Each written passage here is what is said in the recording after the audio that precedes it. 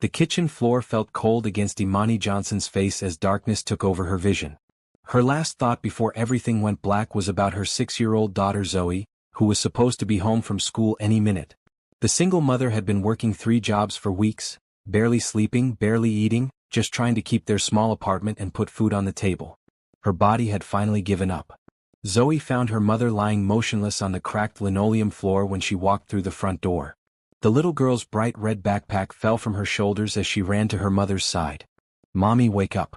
Please wake up," Zoe whispered, shaking Imani's arm gently. When her mother didn't respond, panic filled the child's heart. Zoe remembered her mother teaching her about emergencies, but she couldn't remember the right number to call. She grabbed the old phone from the counter and started pressing random numbers, hoping someone would help. The first few calls went to voicemails or wrong numbers. People hung up on her quickly.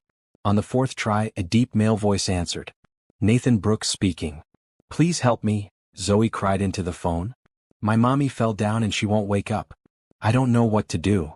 Nathan Brooks was in the middle of a board meeting at his tech company when the call came through his private line. As one of the youngest billionaire CEOs in the city, he was used to important calls, but this was different. "Slow down, sweetheart. Where are you?" Nathan asked, stepping out of the conference room.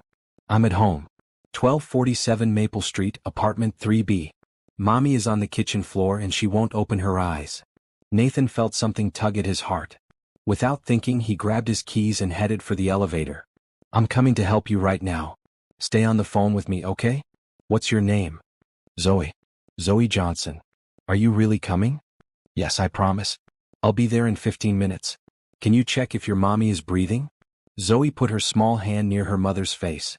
"Yes, she's breathing, but it's really quiet." Nathan drove through the city streets faster than he should have, talking to Zoe the entire time. Something about the little girl's voice and desperation reminded him of something, but he couldn't place it. When he pulled up to the rundown apartment building on Maple Street, his heart sank. This was not a good neighborhood. He took the stairs 2 at a time and found the door to 3B slightly open.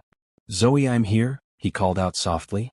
The little girl appeared in the doorway, tears streaming down her face. Nathan's breath caught in his throat. She had the most beautiful brown eyes and her hair was in 2 neat braids. She wore a bright blue dress that had seen better days. "She's in here," Zoe said, leading him to the kitchen. Nathan followed and stopped dead in his tracks when he saw the woman on the floor. Even unconscious, even thin and pale, he recognized her immediately. Imani Johnson. The woman he had loved 6 years ago. The woman whose heart he had broken when she told him she was pregnant. His hands shook as he knelt beside her, checking her pulse. It was weak but steady. Her beautiful dark skin looked ashen, and he could see how much weight she had lost. She wore a faded green uniform from some restaurant job.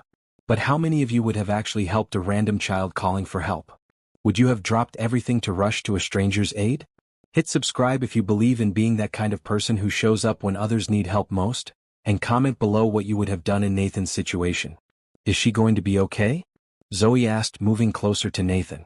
"We're going to make sure she is," Nathan said firmly, pulling out his phone to call 911. As he waited for the ambulance, he looked at Zoe more carefully. She had his eyes. The same green eyes he saw in the mirror every morning. The realization hit him like a brick wall. This wasn't just any random call for help. This was his daughter calling him and he had no idea. Nathan had built a tech empire worth billions, but none of that mattered now. All that mattered was the unconscious woman he had once loved and the little girl who might be his daughter, both needing help that only he could provide. The apartment was tiny and barely furnished. The refrigerator hummed loudly, probably struggling to keep working. Through the thin walls, he could hear neighbors arguing and children playing outside. This was where Imani had been raising their child, alone, for 6 years. "What's your mommy's job?" Nathan asked Zoe while they waited. "She works at 3 places. The diner in the morning, cleaning offices at night, and sometimes she helps people with their computers on weekends." "She's really smart with computers," Zoe said proudly. Nathan's heart clenched. Imani had been a computer science student when they dated. She had dreams of starting her own tech company someday. Instead, she was cleaning offices and serving food to survive. The paramedics arrived and quickly assessed Imani's condition. "Looks like exhaustion and malnutrition," one of them said. "We need to get her to the hospital." "I'll follow you there," Nathan told them, then looked at Zoe. "Would you like to ride with me to see your mommy?" Zoe nodded and slipped her small hand into his much larger one. As they walked to his luxury car, Nathan made a silent promise. Whatever had happened between him and Imani in the past, he would make things right. He would help them whether Imani liked it or not. And he would find out if Zoe was truly his daughter. The little girl's eyes widened when she saw Nathan's sleek black car. "This is yours." "Yes, it is." "Have you ever been in a car this nice?" Zoe shook her head. "Mommy and I usually take the bus or walk places." As Nathan drove toward the hospital, following the ambulance, he glanced at Zoe in his rearview mirror. She was clutching a worn stuffed rabbit and looking out the window with wonder. "Zoe, how old are you?" "I'm 6. My birthday was last month, but Mommy couldn't afford a party this year. She said maybe next year." Zoe's voice was matter-of-fact, not bitter. She had already learned to accept disappointment. 6 years old. The timing was right. Nathan's hands gripped the steering wheel tighter as he did the math in his head. If Zoe was his daughter, then he had missed her entire life. 6 birthdays, first steps, first words, first day of school. All because he had been too scared and selfish to take responsibility. At the hospital, Nathan used his connections to ensure Imani got the best care possible. He paid for a private room and the best doctors. When the hospital staff hesitated, he simply handed over his platinum credit card and said, "Whatever she needs." Zoe sat beside her mother's hospital bed, holding Imani's hand. Nathan sat on the other side, studying the woman he had once planned to marry. She looked so fragile in the hospital bed, hooked up to 4 lines that were pumping nutrients back into her depleted system. "Sir, are you family?" a nurse asked Nathan. He looked at Zoe, then at Imani. "Yes," he said firmly. "I'm family." The lie felt right somehow. They should have been family. If he hadn't been such a coward 6 years ago, they would have been family. As the evening wore on, Zoe finally fell asleep in the chair beside her mother's bed. Nathan covered her with his suit jacket and settled in to wait for Imani to wake up. He had a lot of explaining to do and even more apologizing. But first, he had to figure out how to convince the woman he had abandoned that she should let him help her now. Because there was no way he was walking away from them again. Not this time. The machines beeped steadily in the quiet room, marking time that Nathan wished he could get back. 6 years of his daughter's life that he had missed. 6 years of Imani struggling alone because of his choices. He pulled out his phone and sent a text to his assistant, "Cancel all my meetings for the next month. Family emergency." For the first time in his adult life, business was not the priority. His family was. Imani's eyes fluttered open as the morning sun streamed through the hospital window. For a moment she couldn't remember where she was or why her body felt so heavy. Then she saw the 4 in her arm and heard the familiar beeping of medical equipment. "Mommy, you're awake," came Zoe's excited voice from beside the bed. Imani turned her head and saw her daughter sitting in a chair, still wearing her school clothes from yesterday. "Baby, are you okay? What happened?" "You fell down in the kitchen and wouldn't wake up. I called for help and this nice man came to save us," Zoe explained, pointing across the room. That's when Imani saw him. Nathan Brooks, wearing an expensive navy suit, sitting in the corner chair with his laptop. Her heart stopped. After 6 years he looked even more handsome than she remembered. His dark hair was perfectly styled, his jaw strong and clean-shaven. But his green eyes held the same intensity that had once made her fall in love with him. "Hello, Imani," Nathan said softly, closing his laptop and standing up. Imani tried to sit up quickly but felt dizzy. "What are you doing here? How did you find us?" Nathan moved closer to the bed, his expression gentle but serious. "Zoe called my private number by accident when you collapsed. I came to help." "I don't need your help," Imani said automatically, the words coming from years of built-up hurt and pride. "Mommy, he paid for the room and the doctors and he bought me dinner last night," Zoe chimed in innocently. "He was really nice to me." Imani looked around the hospital room for the first time. It was clearly a private room, much nicer than anything her insurance would cover. Fresh flowers sat on the windowsill, and there was a comfortable couch where Nathan had obviously spent the night. "You can't just show up and throw money around," Imani said, though her voice lacked the anger she wanted to feel. "The doctor said you were malnourished and exhausted. When was the last time you ate a real meal?" Nathan asked, moving even closer to her bed. Imani looked away embarrassed.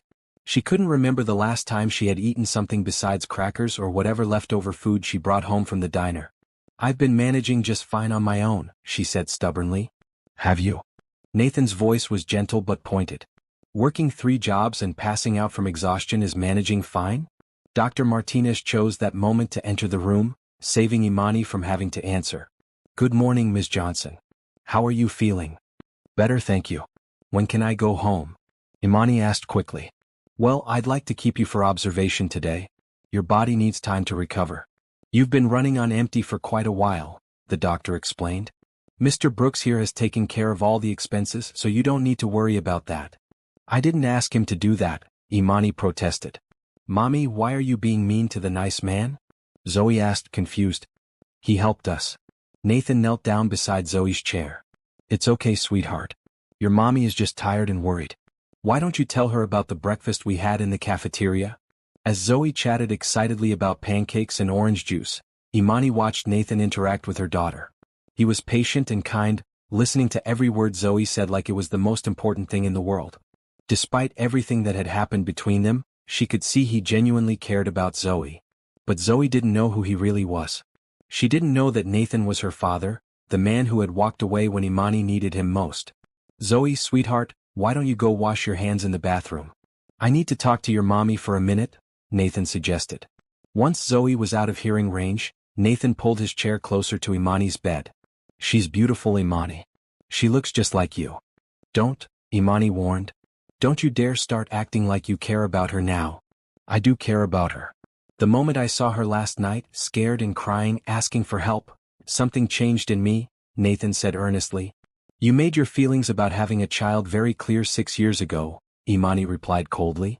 Nathan winced at the memory. 6 years ago, when Imani had told him she was pregnant, he had panicked. He was just starting his company, working 20-hour days, pouring everything into building his business. The idea of a baby, of the responsibility and the distraction from his goals, had terrified him. I was wrong, Nathan said simply. I was a selfish, scared kid who thought business was more important than love. I made the biggest mistake of my life when I walked away from you. Imani felt tears threatening but blinked them back. You can't just come back now and expect everything to be okay. You don't get to play daddy when it's convenient for you. I'm not playing anything. I want to help you and Zoe. I want to be in her life if you'll let me. She doesn't even know you're her father, Imani whispered. I figured that out. She has my eyes, Imani. Anyone who looks at us together would see it. Imani had always known this day might come. Zoe was getting older and asking more questions about her father. But she had never imagined it would happen like this. Why now? Why show up when we're at our lowest point? She asked. Because fate gave me a second chance. Your daughter called me for help, and I'm not going to waste this opportunity to make things right. Zoe came skipping back from the bathroom, her hands clean and her face bright. Mommy, Mr. Nathan said he has a big house with a swimming pool. Can we go see it sometime? Imani's eyes shot to Nathan's face. You told her about your house? She asked where I live, Nathan said defensively. I was just answering her question. We're not going to anyone's house, Imani said firmly. As soon as I'm released from here, we're going home to our apartment. Nathan leaned forward. Imani, I drove by your building last night. The front door doesn't lock properly, there are broken windows on the first floor, and I saw drug dealers on the corner. It's what I can afford, Imani said through clenched teeth. But it doesn't have to be what Zoe grows up in. I can help you find somewhere better. I don't want your charity. It's not charity. It's responsibility. It's me trying to do what I should have done 6 years ago. Zoe looked back and forth between the adults, sensing the tension even though she didn't understand it. Are you fighting? No, baby, we're just talking, Imani said, forcing a smile. Nathan stood up and moved to the window, looking out at the city below. His tech company was headquartered in one of those gleaming towers in the distance. He had built an empire, but he had lost the most important things in the process. I know you don't trust me, he said without turning around. I know I hurt you badly and that saying sorry doesn't fix everything. But please don't let your anger at me keep you from accepting help that could change Zoe's life.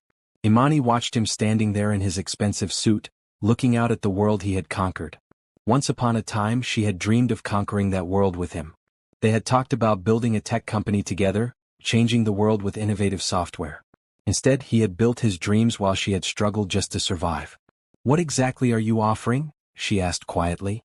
Nathan turned around, hope flickering in his green eyes. Whatever you need.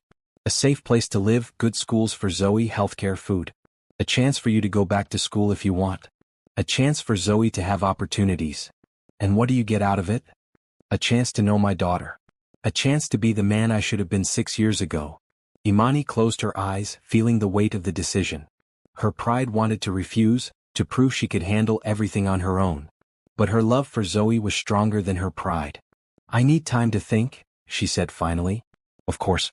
But Imani, while you're thinking, please stay somewhere safe.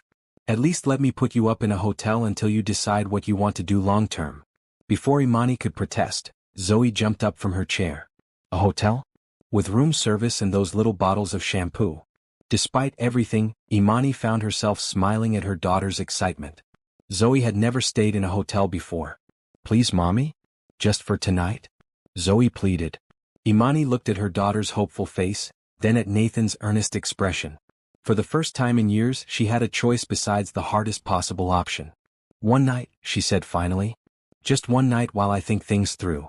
Nathan's smile could have powered the entire hospital. "One night. That's all I'm asking for right now." But they both knew that one night could change everything. It was a foot in the door, a crack in the wall Imani had built around her heart. And Nathan intended to make the most of every moment. The hotel suite Nathan had arranged was more luxurious than anywhere Imani had ever stayed. Floor-to-ceiling windows overlooked the city skyline, and the living room was bigger than her entire apartment.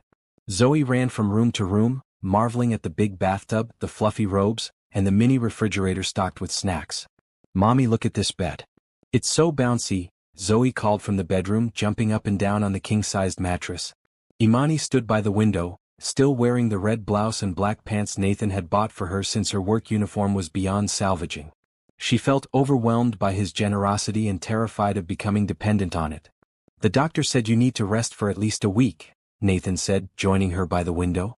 "No work, just recovery." "I can't afford to miss a week of work. I'll lose all 3 jobs," Imani replied. "I already spoke to your supervisors.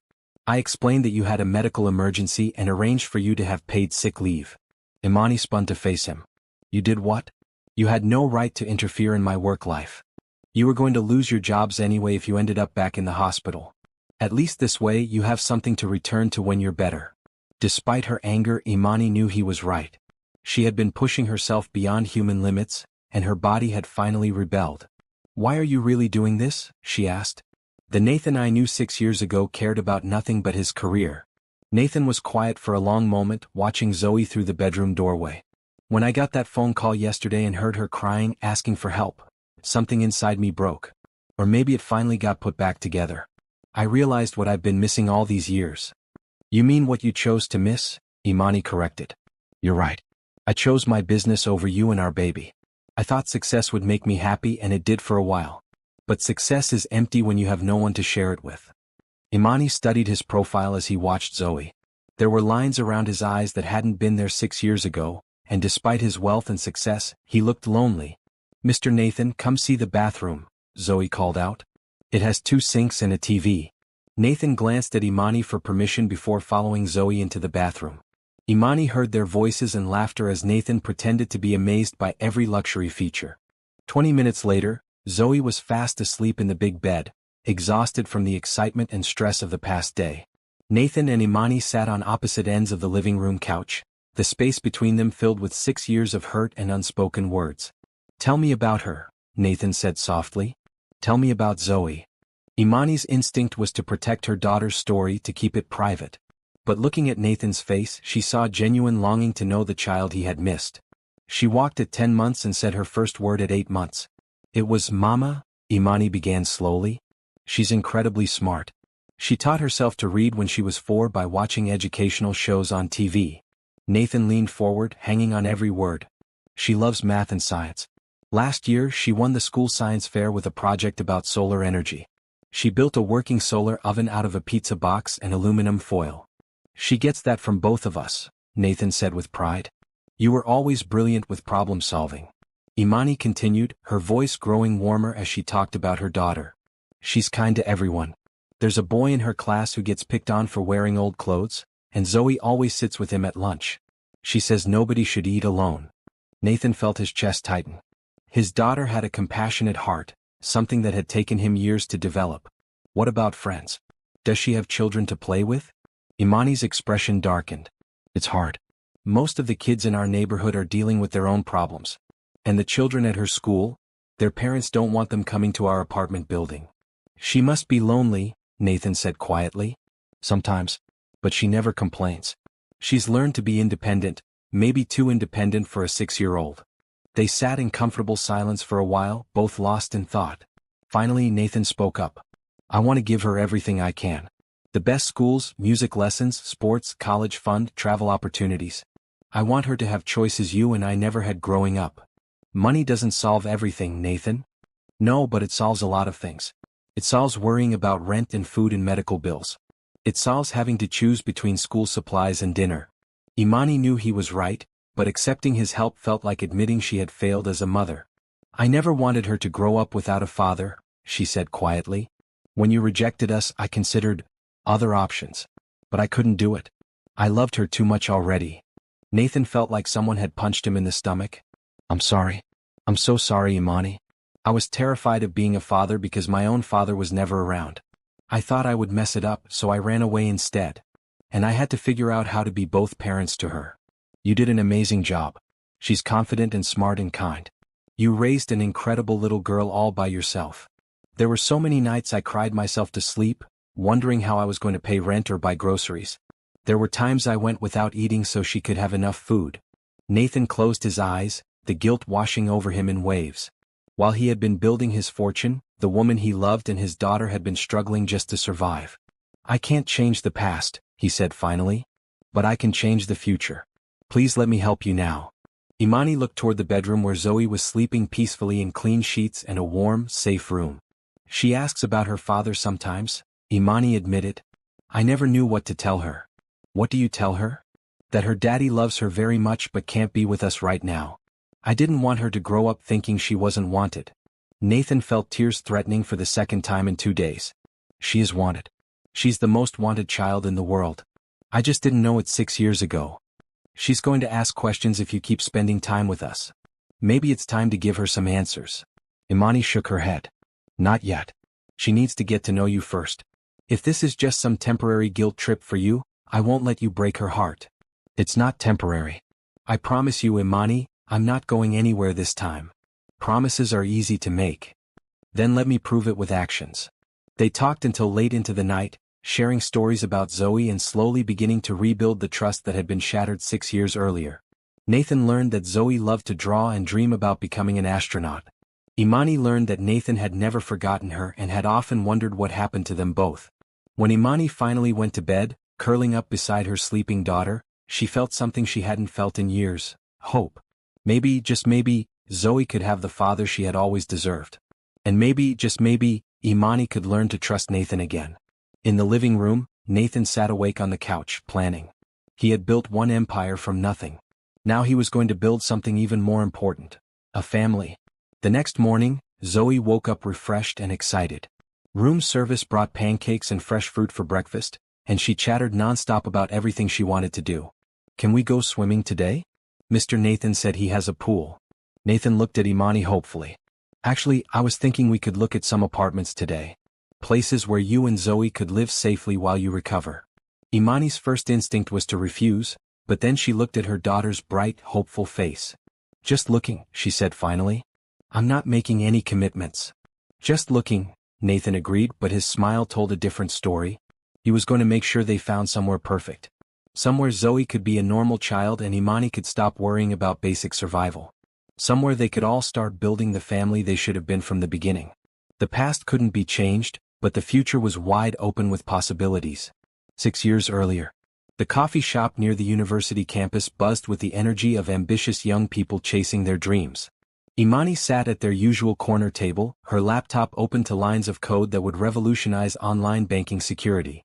Across from her, Nathan sketched out business plans on napkins, his green eyes bright with excitement. This is it, Imani. This is our moment, Nathan said, showing her his latest calculations. If we can secure the funding, we'll have our own company within 6 months. Imani smiled at his enthusiasm. At 22, Nathan Brooks was brilliant, driven, and completely focused on success. She had fallen in love with his ambition as much as his smile. The security protocols I've designed are years ahead of anything else in the market, she agreed. Banks will pay millions for this level of protection. They had met in a computer science class 2 years earlier and quickly discovered they were perfect partners both academically and romantically. Nathan had the business sense and the connections. Imani had the technical brilliance and the innovative ideas. Together they dreamed of changing the world. I already have 3 potential investors interested, Nathan continued. My father's golf partner manages a venture capital firm, and he thinks our idea has huge potential. Imani nodded, but something had been weighing on her mind for weeks. She had been feeling tired and nauseous, missing classes, avoiding certain foods. That morning she had finally taken a pregnancy test. Nathan, we need to talk about something important. Can it wait? I want to finish these projections before my meeting with the investors tomorrow. It can't wait. Something in her tone made Nathan look up from his napkins. Imani's usually confident expression was nervous, uncertain. What's wrong? He asked. Imani took a deep breath. I'm pregnant. The words hung in the air between them like a bomb waiting to explode. Nathan's pen stopped moving across the napkin. His face went pale. What do you mean you're pregnant? I mean I'm going to have a baby. Our baby. Nathan leaned back in his chair as if she had physically pushed him. Oh. We were careful. Not careful enough, apparently. Nathan's mind raced through implications. A baby would mean responsibility, sleepless nights, diapers, crying, expenses. It would mean taking attention away from the company they were building. What are you going to do? He asked. The question stung. What am I going to do? What are we going to do, you mean? Imani, you know how important this business is to both of us. We're so close to making it happen. And we still can. People have babies and careers. Nathan shook his head. Not like this. Not when we're just starting out. The investors won't take us seriously if they think we're distracted by personal stuff. Personal stuff? Imani's voice rose. This is our child we're talking about. It's not a child yet. It's just a possibility. The coldness in his voice made Imani's heart sink. This wasn't the reaction she had hoped for, but it wasn't entirely unexpected either. Nathan had always been single-minded about success. I'm keeping the baby, she said firmly. Imani, think about this logically. We're both 22. We're not ready to be parents. We don't have money or stability. We have dreams and goals. Dreams and goals can include being parents. Not my dreams, Nathan said quietly. The words hit Imani like a physical blow. She stared at the man she loved, the man she had planned to marry someday, and saw a stranger. What are you saying exactly? Nathan couldn't meet her eyes. I'm saying I'm not ready for this. I may never be ready for this. My career has to come first right now. And what about us? There can't be an us if you're determined to go through with this pregnancy. Imani felt tears starting but refused to let them fall in public. So you're choosing your business over me and our baby? I'm choosing my future over a mistake. The word mistake shattered whatever hope Imani had been holding onto. She closed her laptop slowly and stood up from the table. Then I guess that's your choice, she said quietly. Imani, wait. Maybe we can work something out. Maybe after the company is established. No, she said firmly. I won't wait around hoping you'll change your mind about wanting your own child. I won't beg you to love us. She walked away from the coffee shop, away from their dreams of building a company together, away from the man she had thought she would spend her life with. Nathan sat alone at the table, surrounded by napkins covered with business plans that suddenly seemed meaningless. He told himself he had made the right choice. He was too young for the responsibility of a family. He had goals to achieve first. But as he watched Imani disappear into the crowd of students outside, a part of him wondered if he was making the biggest mistake of his life. Present day. Nathan shook his head, bringing himself back to the present. He and Imani were walking through a bright, spacious apartment in a safe neighborhood with good schools.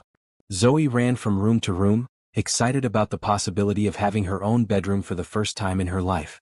This place is beautiful, Imani admitted reluctantly, looking at the modern kitchen and large windows that let in plenty of natural light. The rent is within your budget, Nathan said, though they both knew he would be secretly covering most of the costs. My budget couldn't cover a closet in this neighborhood, Imani replied. Your budget will improve once you're healthy enough to go back to work. And maybe once you finish your computer science degree. Imani stared at him. How do you know I didn't finish my degree? I may have done some research after I found you. You had to drop out when Zoe was born to support yourself. You had no right to investigate my life. I had every right to know about my daughter's situation. They stood facing each other in the empty living room, 6 years of hurt and resentment crackling between them. Mommy, can I have the room with the window seat?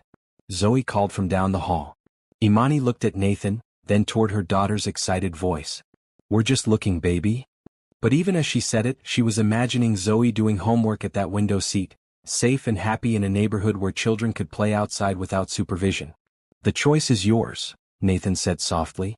"But she deserves this, Imani. She deserves to be safe and have her own space." Imani walked to the large windows overlooking a small park where children were playing on swings and slides. Zoe pressed her face against the glass, watching them with longing. "Can I play in that park, Mommy?" "We'll see, sweetheart." Nathan stepped beside her at the window. "I know I made terrible choices 6 years ago. I was selfish and scared and wrong about everything that mattered. But I can't let my mistakes continue to hurt her." Imani closed her eyes, feeling the weight of the decision. Her pride wanted to refuse his help, to prove she could provide everything Zoe needed on her own. But love for her daughter was stronger than pride. "If we take this apartment," she said slowly, "it doesn't mean we're a family. It doesn't mean all is forgiven. I understand. And if you disappear again, if you break her heart, I will never forgive you. I won't disappear. I promise."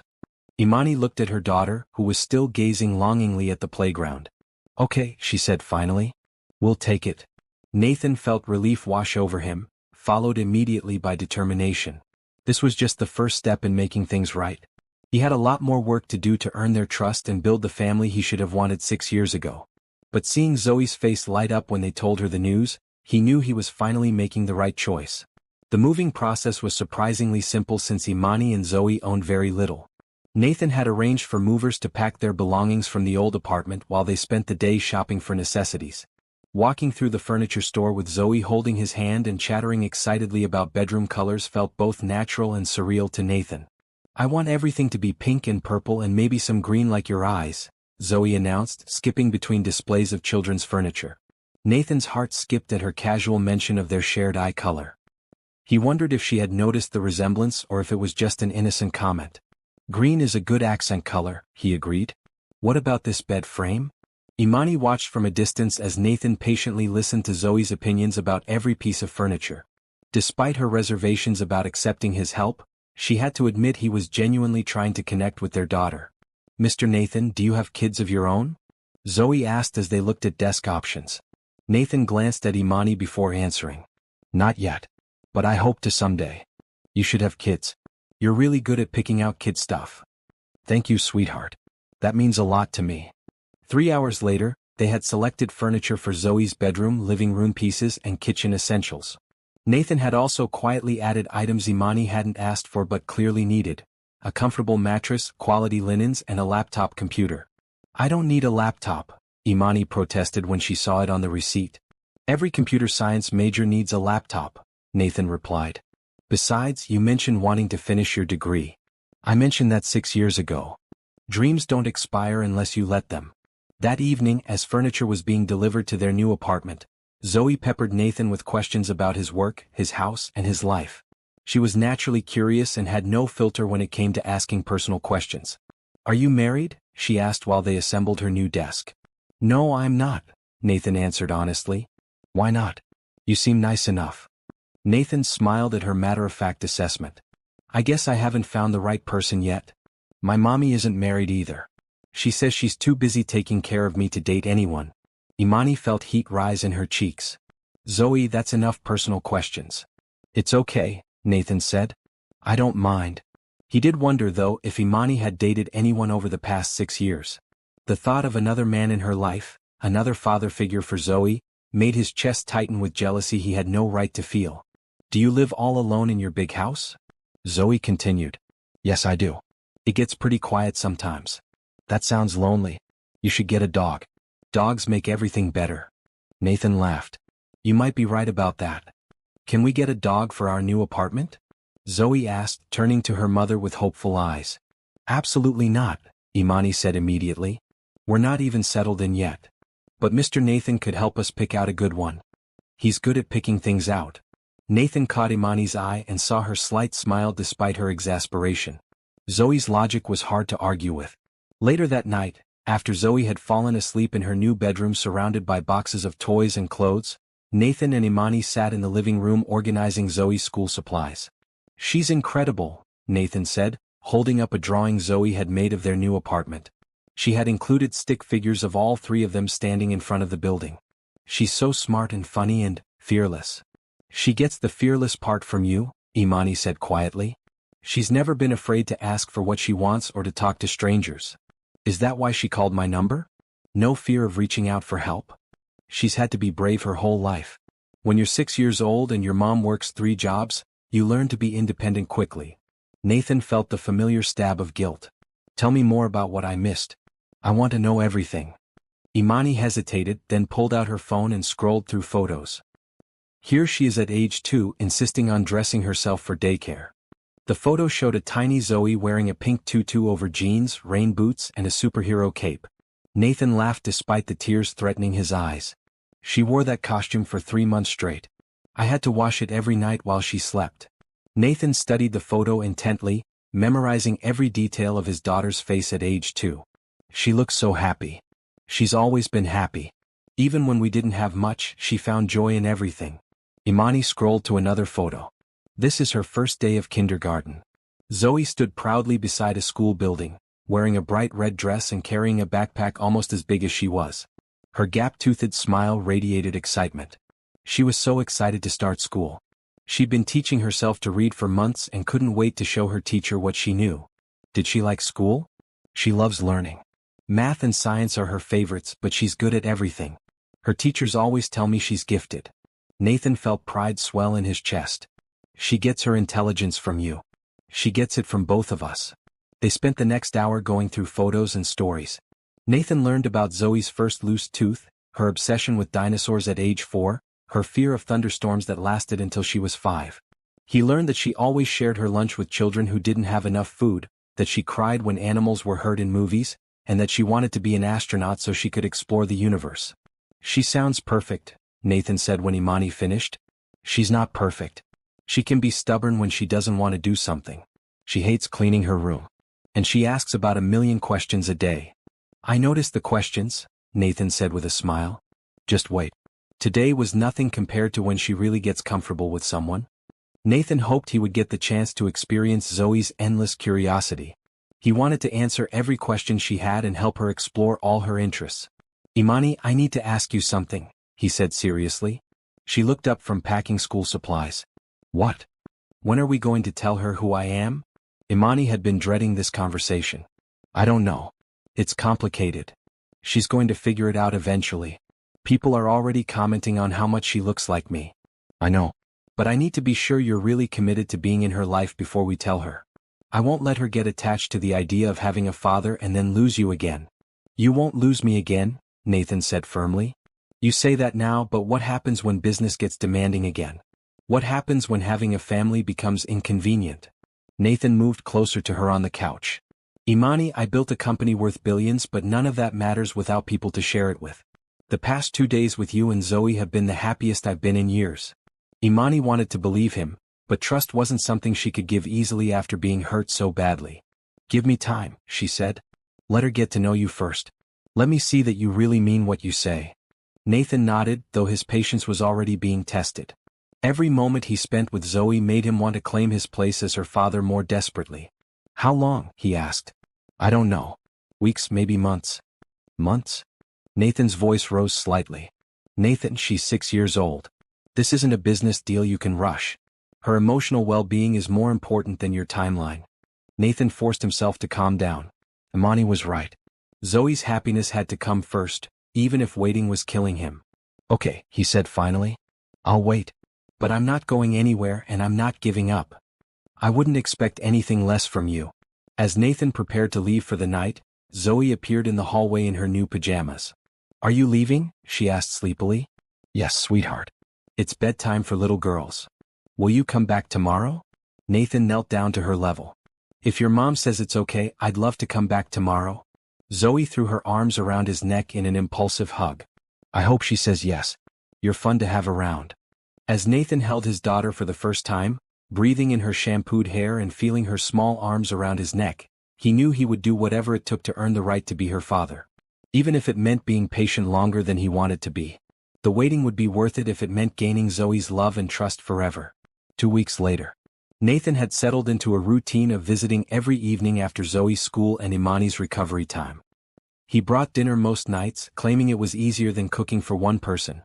though they all knew he was making sure Imani ate properly while she regained her strength. Tonight, he arrived with bags from Zoe's favorite pizza place and found her at the kitchen table surrounded by math homework. "Mr. Nathan, can you help me?" Zoe asked immediately. "This word problem doesn't make sense." Nathan set down the food and looked over her shoulder at the worksheet. "Let's see what we're working with here." Imani watched from the kitchen as Nathan patiently explained the problem-solving process to Zoe. He was a natural teacher, breaking down complex concepts into simple steps that a 6-year-old could understand. "Oh, I get it now," Zoe exclaimed. "You have to find out what information you need first, then figure out how to get it?" "Exactly. You're really good at this, Zoe." "I like math. Mommy says I get that from my daddy." Nathan's eyes found Imani's across the room. She had told Zoe that her mathematical abilities came from her father, never specifying that the father was sitting right there helping with homework. "Your mom is probably right," Nathan said carefully. "Math skills often run in families." After dinner, they settled in the living room where Nathan had been reading to Zoe every evening. Tonight's book was about space exploration, perfectly matching Zoe's astronaut dreams. "Do you really think people will go to Mars someday?" Zoe asked, curled up beside Nathan on the couch. "I think people like you will figure out how to make it happen," Nathan replied. "You have the kind of mind that solves big problems. I want to design the spaceships that take people there. Then you should start learning about engineering and physics along with math and science." Imani listened from the kitchen where she was finishing dishes. Nathan never talked down to Zoe or dismissed her dreams as childish fantasies. He treated her ideas with the same respect he would give to adult colleagues. "Mr. Nathan, can I ask you something?" Zoe's voice grew more serious. "Of course, sweetheart. Are you going to marry my mommy?" Nathan nearly choked on his water. Imani dropped the plate she was washing, fortunately into the soapy sink where it couldn't break. "Why would you ask that?" Nathan managed. "Because you act like you love her. You bring her favorite coffee in the morning and you make sure she eats dinner and you look at her the way princes look at princesses in movies." Nathan glanced toward the kitchen where Imani was pointedly not looking in their direction. "Your mommy and I are old friends," Nathan said carefully. "I care about her very much. But do you love her?" The 6-year-old's direct question hung in the air. Nathan looked at Imani, who had frozen by the sink. "Love is complicated, Zoe. Adults sometimes need time to figure out their feelings. That's what Mommy always says when I ask about my daddy. She says love is complicated." Nathan felt his heart clench. "What else does she say about your daddy?" "That he loves me very much even though he can't be with us. And that someday when I'm older, I'll understand better. Your mom is a very smart woman. I think my daddy would like you if he met you.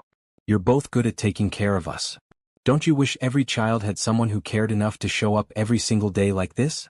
Someone who made them feel valued and important? Hit subscribe if you believe every child deserves this kind of love and consistency, and tell us in the comments about someone who showed up for you when you needed it most." Nathan had to clear his throat before he could respond.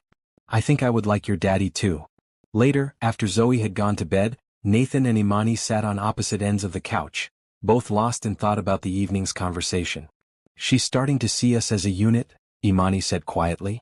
"Is that a bad thing?" "I don't know. It worries me. She's getting attached to the idea of us all being together." "Would that be so terrible?" Imani looked at him with a mixture of longing and fear. "Nathan, what happens when your business needs you to travel for weeks at a time? What happens when you get bored with playing house? What happens when you meet someone else and want to start a real family?" "This is my real family," Nathan said firmly. "You and Zoe are my real family."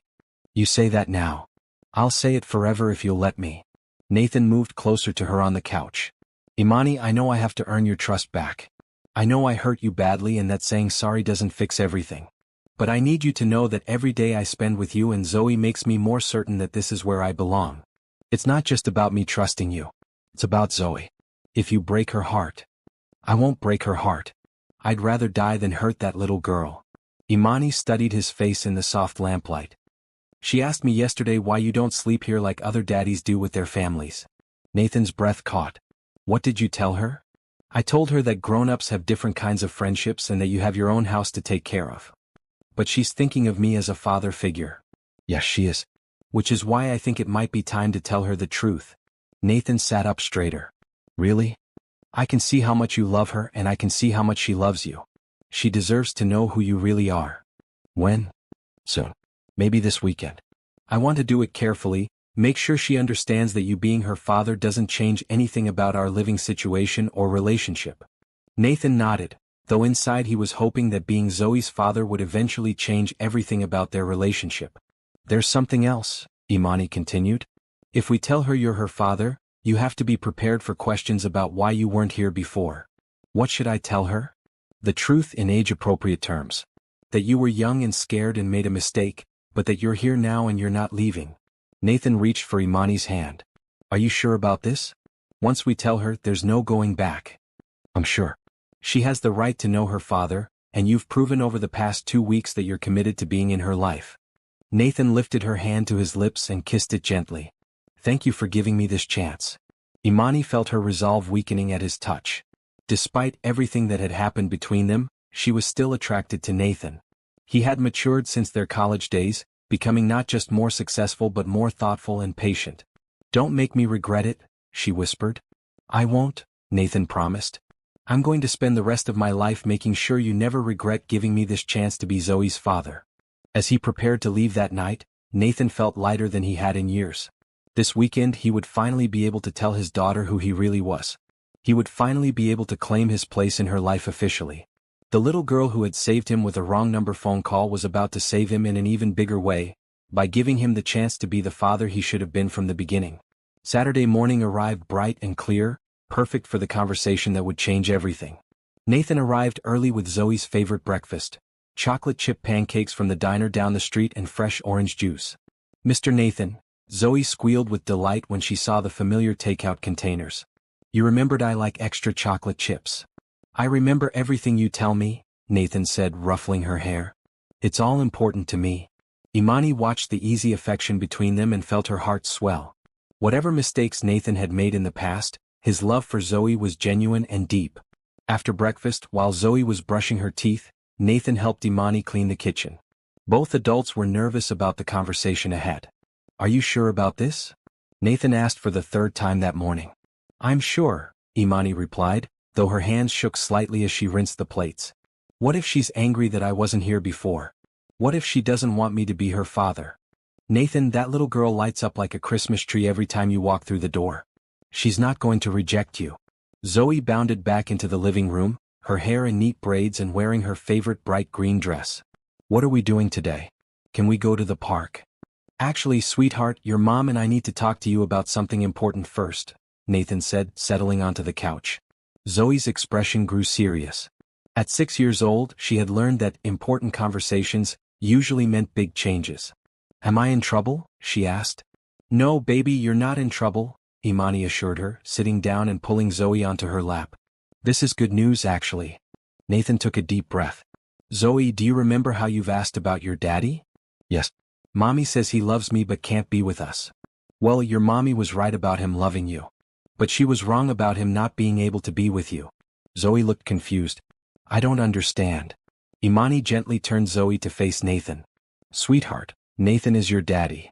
The little girl's eyes widened as she looked back and forth between Nathan and her mother. "Mr. Nathan is my daddy?" "Yes," Nathan said softly. "I'm your father, Zoe." Zoe studied Nathan's face intently as if seeing it for the first time. "We do have the same eyes," she said slowly. "And Grammy always said I was good at math like my daddy." "That's right," Nathan confirmed. "You got your math skills and your curiosity from me. But why didn't you tell me before? And why weren't you here when I was little?" The questions Nathan had been dreading. He chose his words carefully. "When your mommy told me she was going to have a baby, I got scared. I was young and I thought I wasn't ready to be a daddy. So I made a mistake and went away." "You left because you didn't want me?" Zoe's voice was small. "No," Nathan said firmly, moving closer to them on the couch. "I left because I was afraid I wouldn't be a good daddy. But that was my mistake, not yours. You are the most wanted little girl in the whole world." "Then why did you come back now?" "Because when you called me for help, I realized that being your daddy was the most important job I could ever have. More important than my work or anything else." Zoe was quiet for a long moment, processing this information. Finally, she asked, "Does this mean you're going to live with us now?" Nathan glanced at Imani. "Your mommy and I are still figuring that out. But it means I'm going to be in your life forever, no matter what. And it means you don't have to call me Mr. Nathan anymore," Nathan added. "You can call me Daddy if you want to." Zoe's face lit up. Really? I can call you Daddy? If you want to. Without warning, Zoe launched herself from her mother's lap into Nathan's arms. Daddy, she said, testing out the word. My daddy. Nathan held his daughter close, tears streaming down his face. Yes, sweetheart. I'm your daddy. Imani wiped her own tears as she watched father and daughter finally claim each other officially. Despite all her fears and reservations, seeing them together felt right. Can we tell people at school that I have a daddy now? Zoe asked excitedly. If you want to, Nathan said. But remember, this doesn't change where you live or your daily routine. I still have my house and you still live here with your mom. But you'll still come visit every day? Every single day that your mom will let me. Zoe turned to Imani. You'll let Daddy visit every day, right, Mommy? Imani smiled through her tears. Of course, baby. The rest of the day passed in a blur of excitement as Zoe processed her new reality. She insisted on calling everyone she could think of to share the news. Her teacher, her grandmother, the neighbor next door, even the pharmacist at the drugstore where they filled prescriptions. Guess what? I have a daddy now and he's really smart and really nice, became her standard announcement. That evening, after Zoe had exhausted herself with excitement and fallen asleep early, Nathan and Imani sat in the living room reflecting on the day. She took it better than I expected, Imani said. She's amazing. How did I get so lucky to have such an incredible daughter? We got lucky, Imani corrected softly. Nathan looked at her with surprise. It was the first time she had referred to Zoe as belonging to both of them. Imani, can I ask you something? Of course. Why did you really decide to tell her now? What changed your mind? Imani was quiet for a moment, then said, because I could see that you really love her. Not the idea of her, not the guilt of having abandoned her, but her specifically. The way you listen to her stories, the way you remember every little thing she tells you, the way you take her dreams seriously. That's real love. It is real love. She's extraordinary. And because she needed to know. She was starting to create fantasy scenarios about who her father might be and when he might come back. It was better for her to know the truth. Nathan reached for Imani's hand. What about us? Does this change anything between us? I don't know, Imani said honestly. It's complicated. It doesn't have to be complicated. Nathan, we're not the same people we were 6 years ago. We've both changed. And there's Zoe to consider now. Any decisions I make have to be what's best for her. I want what's best for her too. And I think what's best for her is having both her parents in her life together. Imani pulled her hand away gently. Let's take it one day at a time. Today was about you and Zoe. Let's see how that relationship develops before we worry about anything else. Nathan nodded, though he was hoping for more. He was hoping that becoming Zoe's official father would be the first step toward becoming a real family with Imani too. But he had learned to be patient over the past few weeks. If it took time to win Imani's heart again, then he would take all the time necessary. As he kissed Zoe goodnight and she sleepily whispered, I love you, Daddy, Nathan knew he was exactly where he belonged. Now he just had to convince Imani that she belonged with them too. The next morning brought a surprise visitor. Nathan's business partner and best friend, Marcus Williams, showed up at the apartment unannounced, clearly concerned about Nathan's recent behavior. You've been disappearing every evening for weeks, Marcus said when Imani opened the door. The board is starting to ask questions. Nathan appeared behind Imani, his expression guarded. Marcus, what are you doing here? I'm staging an intervention. You missed 3 important meetings this week, and yesterday you left in the middle of a conference call with investors. I had somewhere important to be. Marcus looked around the modest apartment, clearly puzzled by Nathan's presence there. More important than the Chen Industries merger? Before Nathan could answer, Zoe came running into the living room wearing her bright red pajamas. Daddy, who's this man? She asked, wrapping her arms around Nathan's legs. Marcus's jaw dropped. Daddy? Nathan lifted Zoe into his arms. Marcus, I'd like you to meet my daughter, Zoe. Zoe, this is my business partner, Mr. Williams. You have a daughter? Marcus asked incredulously. A 6-year-old daughter, Nathan confirmed proudly. Imani stepped forward. I'm Imani Johnson, Zoe's mother.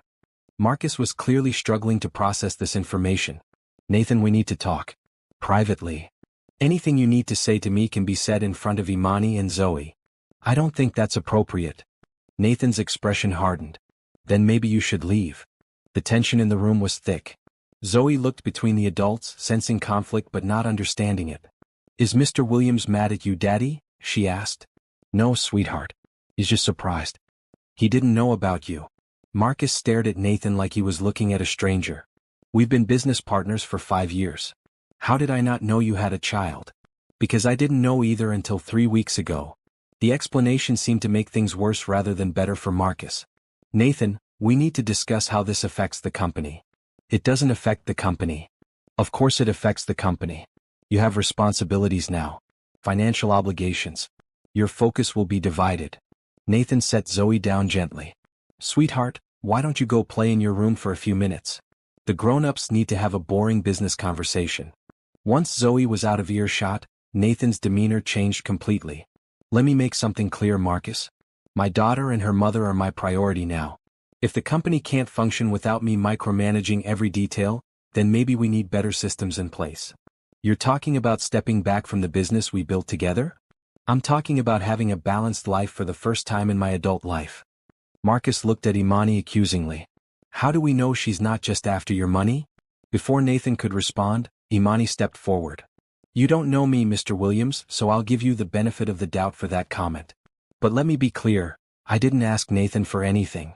He found us because my daughter accidentally called him when I collapsed from exhaustion.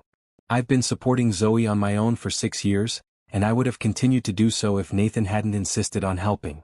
Nathan put a protective arm around Imani's shoulders. Marcus, I think you should leave. Nathan, think about this logically. You can't just upend your entire life for a child you didn't even know existed. Watch me, Nathan said firmly. And if you can't support my decision to be a father to my daughter, then maybe we need to reconsider our partnership. The threat hung in the air. Marcus had never seen Nathan choose anything over business before. I'll call you tomorrow when you've had time to think clearly, Marcus said, heading for the door. After he left, Nathan sat heavily on the couch, running his hands through his hair. I'm sorry about that, he said to Imani. Marcus means well, but he doesn't understand. He's not wrong about your responsibilities to your company. My biggest responsibility is to Zoe now. Everything else comes second. Imani sat beside him on the couch. Nathan, I don't want to be the reason you damage your career or your friendship. You're not. This is my choice. My priorities have changed, and if Marcus can't accept that, then we'll figure out how to restructure the business. Is your company really worth billions? Nathan nodded. More than I could spend in several lifetimes. Then why does it matter if you step back a little? It doesn't matter. What matters is that I have 6 years of bedtime stories to make up for, 6 years of birthday parties to make up for, 6 years of being a father to make up for. Imani felt her heart soften even more toward Nathan. He wasn't just saying the right words, he was taking actions that proved his commitment to Zoe. She's lucky to have you, Imani said quietly. I'm the lucky one. Both of you saved my life even if you didn't mean to. As they sat together on the couch, both thinking about the confrontation with Marcus, neither of them noticed Zoe listening from the hallway, absorbing every word about how much her daddy loved her and how he was willing to change his whole life to be with her. For the first time in her 6 years, Zoe felt completely secure in the knowledge that she was wanted and loved and that her father would never leave her again. The weekly routine Nathan had established with Imani and Zoe was disrupted when Marcus Williams scheduled an emergency board meeting. Nathan arrived at his office building to find the entire board of directors waiting for him in the conference room, their expressions ranging from concern to annoyed. Nathan, we need to discuss your recent behavior, said Helen Chung, the board chairwoman and one of Nathan's early investors. Nathan took his seat at the head of the table, his demeanor calm but guarded. What about my behavior concerns you? You've been absent from critical meetings, delegating important decisions to subordinates, and generally acting like the company isn't your priority, Marcus said, presenting a folder of documentation. The company is important to me, but it's not my only priority anymore. We understand you've discovered you have a child, Helen continued diplomatically. That's wonderful news. But we need to know that your personal life won't interfere with your business responsibilities. Nathan looked around the table at the faces of people who had helped build his empire. They had invested millions of dollars in his vision, and they deserved honesty. 6 weeks ago, I thought success meant working 18-hour days and sacrificing everything personal for business growth. Then I got a phone call from my 6-year-old daughter asking for help, and I realized I had been missing the most important parts of life. We appreciate that having a family changes your perspective, said Robert Kim, another board member. But you have fiduciary responsibilities to your shareholders, which I will continue to fulfill. But I will also be present in my daughter's life in a way that I wasn't for the first 6 years. Marcus leaned forward. Nathan, we've received calls from 3 major clients asking if there's instability in the company leadership. The Chen Industries merger is stalled because you missed 2 crucial meetings. Nathan felt a stab of concern. He hadn't realized his changed priorities were affecting the company's reputation. I'll call Chen Industries personally and reschedule the meetings, he said. That's not the point, Helen interjected. The point is that your behavior has become unpredictable. We need consistency from our CEO. You'll have consistency. But you'll also have a CEO who models work-life balance instead of burnout. The meeting continued for another hour, with the board expressing concerns about Nathan's commitment and Nathan defending his right to be a father. By the time it ended, it was clear that his relationship with some board members had been damaged. Marcus stayed behind after the others left. You're going to lose everything you've worked for, he said bluntly. I'm not going to lose anything that matters, Nathan replied. What about the employees who depend on this company for their livelihood? What about the investors who trusted you with their money? The questions hit home. Nathan had always prided himself on being responsible to his employees and investors. The company will be fine. We have excellent management systems in place. Systems that depend on your leadership and vision. Nathan gathered his papers, feeling the weight of divided loyalties. Marcus, I need to ask you something. Do you have regrets about your life? Marcus looked surprised by the question. What do you mean? You're 42 years old, you've never been married, you have no children, and you work 70 hours a week. Are you happy? I'm successful. That's not what I asked. Marcus was quiet for a moment. I don't think about happiness. I think about achievement. I used to think the same way. But spending time with Zoe has shown me what I've been missing. She's brilliant and funny and full of joy, and I almost missed all of it because I thought business was more important than family. So you're willing to risk everything we've built for a child you barely know? I'm willing to risk everything we've built for my daughter, who I love more than any business deal or profit margin. Nathan left the office feeling conflicted.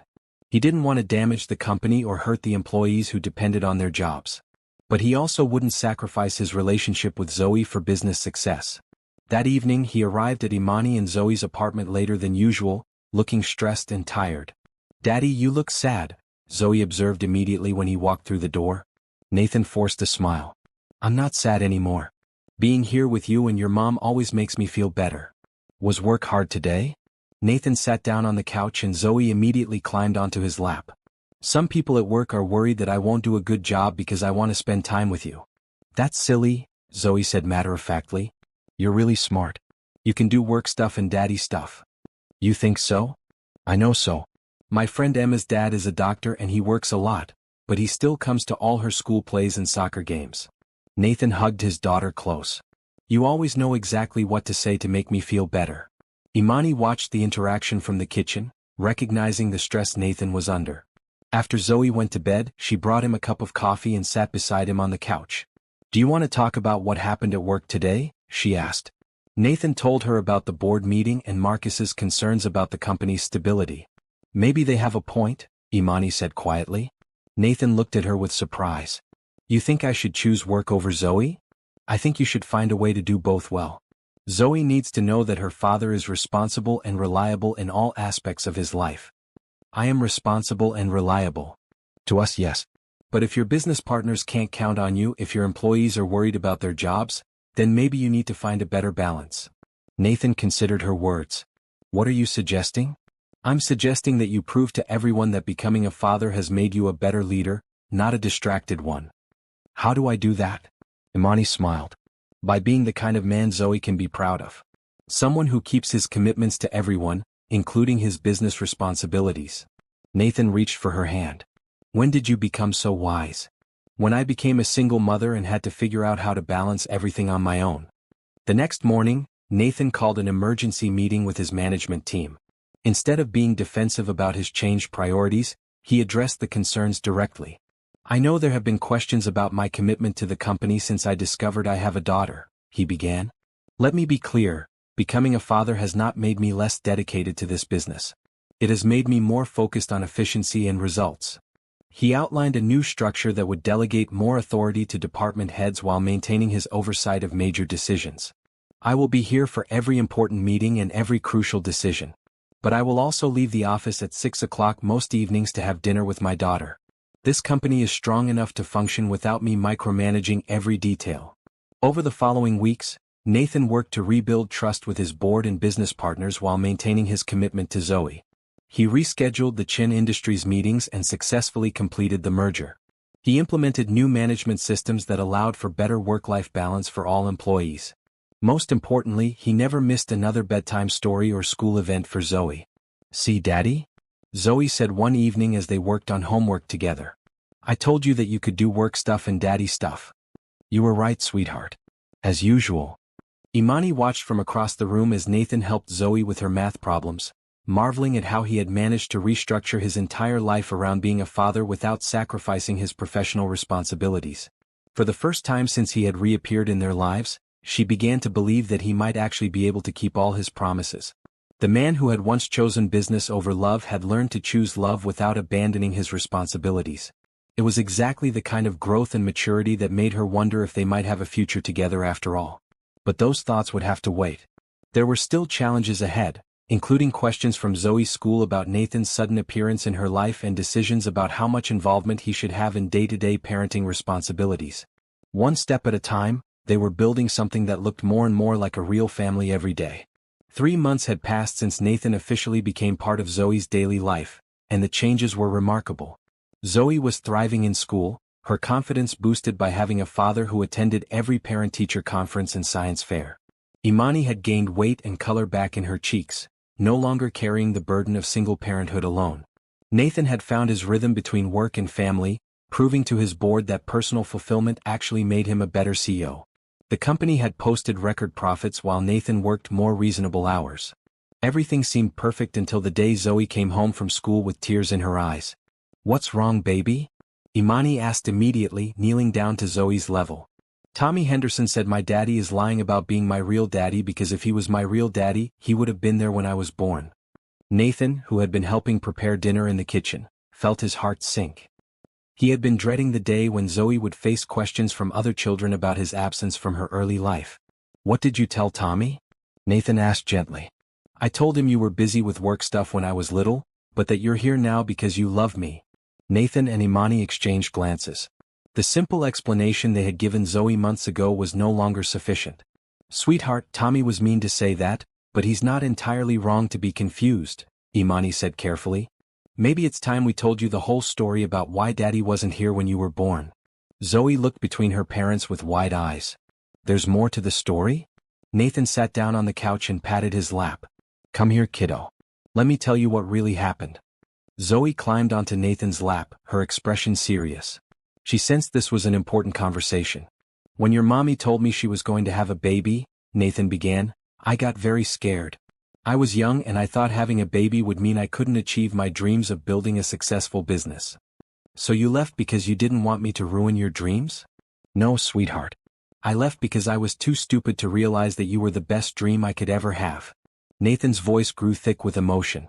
"I thought being successful meant making lots of money and having a big company. I didn't understand that real success means having people you love and who love you back." "Were you mean to Mommy?" Nathan looked at Imani, who nodded encouragingly for him to tell the truth. "Yes, I was very mean to your mommy. I told her that having a baby would be a mistake, and I said things that hurt her feelings very badly." Zoe's bottom lip trembled. "You said I would be a mistake?" "I said having a baby would be a mistake. But I was wrong, Zoe. You are the most wonderful thing that ever happened to me. You're not a mistake. I was the one who made the mistake by not understanding how lucky I was." "So Mommy had to take care of me all by herself?" "Yes, she did. And she did an amazing job. She worked very hard to give you everything you needed, and she loved you enough for both of us until I could figure out how to be a good daddy." Zoe was quiet for a long moment, processing this information. Finally she asked, "Are you sorry you left?" "I'm sorrier about that than anything else I've ever done in my whole life," Nathan said earnestly. "If I could go back and change it, I would. But I can't change the past. All I can do is promise you that I will never leave you again. What if you get scared again? Then I'll talk to you and your mommy about it instead of running away. I've learned that families help each other with scary things." Zoe turned to look at her mother. "Mommy, were you mad at Daddy for leaving?" Imani chose her words carefully. "I was very hurt and very angry for a long time. But when I saw how much Daddy loves you now, and how hard he's trying to be the father you deserve, I forgave him. So we're all okay now? We're better than okay, Nathan said, hugging her close. We're a family. What should I tell Tommy Henderson if he's mean about it again? You can tell him that sometimes grown-ups make mistakes, but the important thing is that they fix their mistakes and do better, Nathan suggested. Or you can tell him to mind his own business, Imani added with a slight smile. Zoe giggled at her mother's suggestion. Can I tell him both things? Absolutely, Nathan said. That evening, after Zoe had gone to bed, Nathan and Imani reflected on the day's conversation. She handled that better than I expected, Imani said. She's an amazing kid. She has your strength and resilience. And your ability to see the big picture instead of getting stuck on details. Nathan moved closer to Imani on the couch. Can I ask you something? Of course. Earlier, when you told Zoe that you forgave me, did you mean it? Imani was quiet for a moment. Yes, I meant it. I can see that you're a different person now than you were 6 years ago. You've proven that your commitment to Zoe is real and lasting. What about your commitment to me? The question hung in the air between them. Over the past months, they had been functioning as co-parents and friends, but the romantic tension that had always existed between them was still there, simmering beneath the surface. Nathan, I know it's complicated, he interrupted. I know I have to earn your trust as a partner, not just as Zoe's father. But I want you to know that my feelings for you never went away. If anything, seeing you as a mother, seeing how strong and capable and loving you are, has made me love you even more. Imani felt her heart racing. I can't make decisions based just on feelings. I have Zoe to think about. I'm thinking about Zoe too. She deserves to have parents who love each other, who are committed to building a life together. And what happens if it doesn't work out between us? What happens to Zoe if we try to be a couple and it fails? Nathan reached for her hands. What happens to Zoe if we don't try? What happens if we let fear keep us from being the family we could be? Before Imani could respond, they heard footsteps in the hallway. Zoe appeared in the living room, rubbing her eyes. I can't sleep, she announced. Can I have some water? Of course, sweetheart, Imani said, grateful for the interruption. As Nathan got Zoe a glass of water and tucked her back into bed, Imani thought about his words. Was fear keeping her from taking a chance on love? Was she so focused on protecting Zoe from potential heartbreak that she was preventing them from having the complete family they all wanted? When Nathan returned to the living room, Imani had made a decision. I need more time, she said. I need to see how we handle challenges together, how we navigate disagreements, how we support each other under stress. What kind of time frame are we talking about? I don't know. Months, maybe longer. I won't rush into something that affects Zoe's stability. Nathan nodded, though his impatience was evident. I'll wait as long as you need. But Imani, I want you to know that I'm not going anywhere. Whether we're together romantically or just as co-parents, I'm committed to this family. I know you are. And that's exactly why I think we might have a chance. As Nathan prepared to leave for the night, Zoe called out from her bedroom. Daddy, will you come to my school presentation on Friday? I'm giving a report about space exploration. I wouldn't miss it for anything, Nathan called back. Can Mommy sit next to you so it looks like we're a real family? Nathan and Imani looked at each other, both thinking the same thing. They were already a real family in every way that mattered. The only question was whether they would become the complete family that Zoe was hoping for. Yes, sweetheart, Imani called back. We'll sit together. As Nathan kissed Imani goodnight on the cheek, a gesture that had become routine over the past months, both of them felt the promise of something more. They had overcome the past and built trust as co-parents. Now they were facing the possibility of a future as something more. A couple, a complete family, a love story that had taken 6 years to find its happy ending. But first, they had to navigate the final challenges that would test whether their rebuilt relationship was strong enough to last forever. 6 months later. The morning of Zoe's 7th birthday dawned bright and clear, perfect for the backyard party Nathan had planned at his house. For the first time, Zoe would be celebrating with both her parents and a yard full of friends from her new school. Daddy, is the bouncy castle really as big as our apartment? Zoe asked excitedly as they drove to Nathan's house. Bigger, Nathan confirmed, grinning at her enthusiasm in the rearview mirror. And there's really going to be a pony? A very gentle pony named Buttercup who loves giving rides to children. Imani shook her head in mock disapproval. You're completely spoiling her. It's her birthday. And I have 7 years of birthday celebrations to make up for. Over the past months, their routine had evolved naturally. Zoe spent weekdays at the apartment with Imani and weekends at Nathan's house. The arrangement gave Zoe stability while allowing both parents to be fully involved in her daily life. More importantly, it had given Nathan and Imani time to rebuild their relationship slowly and carefully. "Mommy, are you excited to see Daddy's house all decorated for my party?" Zoe asked. "I'm excited to see you have the birthday party you've always dreamed of," Imani replied. When they pulled into Nathan's driveway, Zoe's eyes widened in wonder. The backyard had been transformed into a carnival wonderland with colorful decorations, game booths, and the promised bouncy castle that was indeed larger than their entire apartment. "This is the best birthday ever," Zoe breathed, running toward the festivities. Nathan caught Imani's hand as they watched their daughter explore the party setup. "Thank you," he said softly. "For what?" "For giving me the chance to be her father. For letting me be part of this. Thank you for proving you deserved the chance." The party was a huge success. 20 children from Zoe's class ran around the backyard, playing games and eating cake.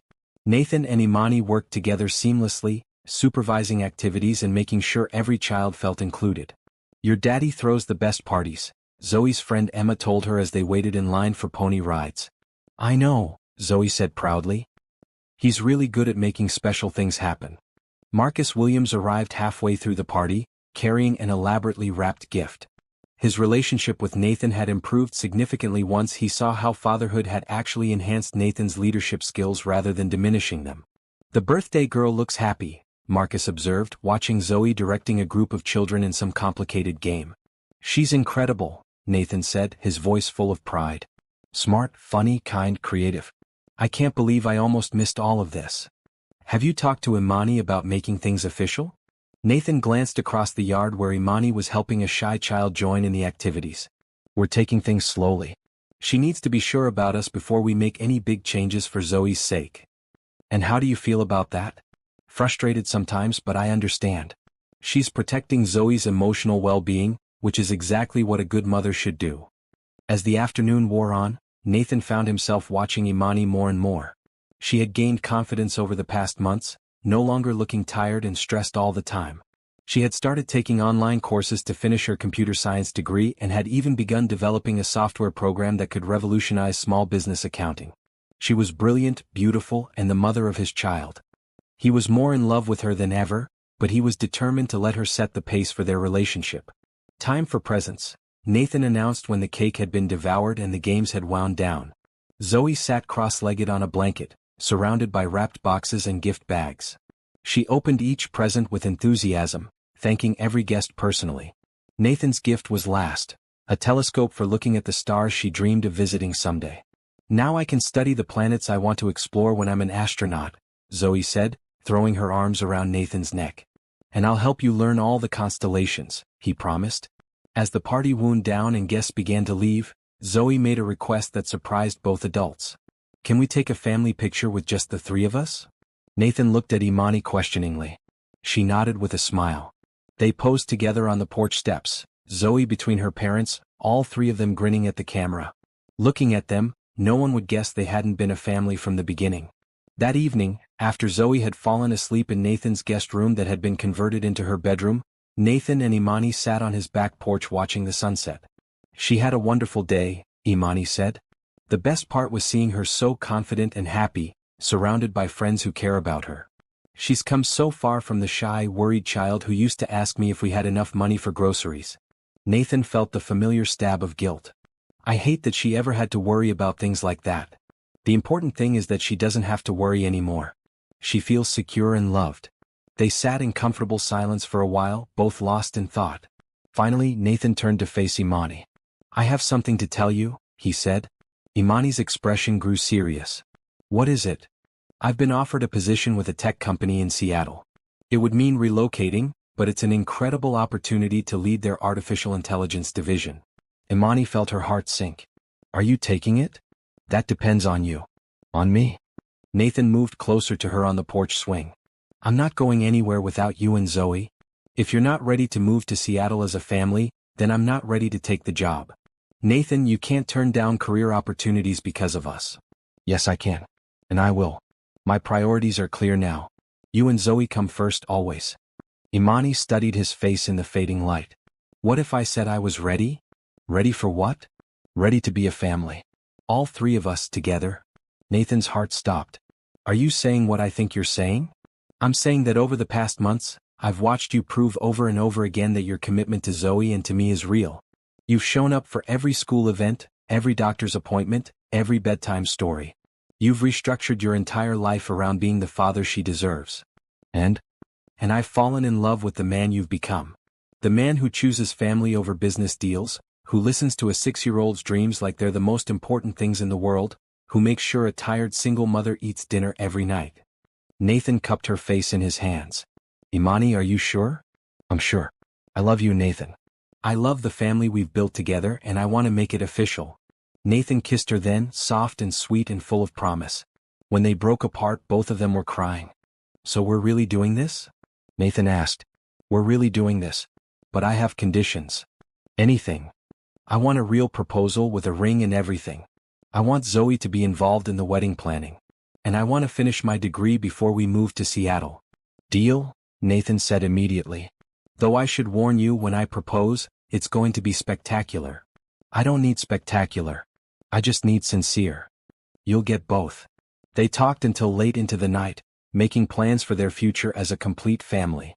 They would take the Seattle job, but not until Imani finished her degree and Zoe completed the school year. They would have a summer wedding with Zoe as the flower girl. They would buy a house with a big backyard where Zoe could play and stargaze with her telescope. When Imani finally went home that night, she found Zoe awake in bed, waiting for her. Did you have a good talk with Daddy? Zoe asked. Yes, we did. How did you know we were talking? I could see you from my window. You looked happy. Imani sat on the edge of Zoe's bed. How would you feel if Daddy and I got married? Zoe's eyes went wide. Really? You're going to marry Daddy? If that's okay with you. It's more than okay. It's perfect. Zoe sat up and hugged her mother tightly. Does this mean we'll live in Daddy's big house with the swimming pool? Eventually, yes.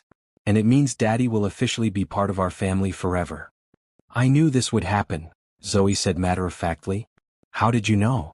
Because you look at each other the way people do in movies when they're in love. And because Daddy told me once that he wished he could come home to us every night instead of going to his lonely house. Imani smiled at her daughter's perception. You don't miss anything, do you? Nope. I'm very observant. It's one of my best qualities. 1 month later. Nathan's proposal was indeed spectacular. He arranged for them to visit the planetarium where Zoe could see the stars she loved so much.